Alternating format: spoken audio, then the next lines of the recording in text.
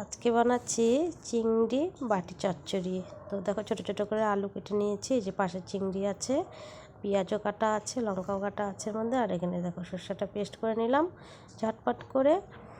আর এদিকে হলুদ গুঁড়ো, লবণ সব দিয়ে দিতে হবে এর মধ্যে। দিয়ে সরষের তেল রাখা আছে সেটাও দিয়ে দেবো, দিয়ে এটাকে চামচ দিয়ে মেখে নিব। তো সরষেটাকে আগে দিয়ে দিলাম, হলুদ গুঁড়ো আর লবণটা দিয়ে দিলাম, সাথে সরষের তেল দিতে হবে, সেটাকে দিয়েও মেখে নিব। ভালো করে এটাকে মিক্সচার করে নিতে হবে। দেখো হয়ে গেছে, মনে হচ্ছে কি এমনি এমনি খেয়ে নিই, তো এমনি খেলে হবে না। তো পাশে দেখো আমি জলও বসা দেওয়া হয়ে গেছে, এর মধ্যে দিয়ে দিয়েছি সব উপকরণগুলো দিয়ে দিয়েছি।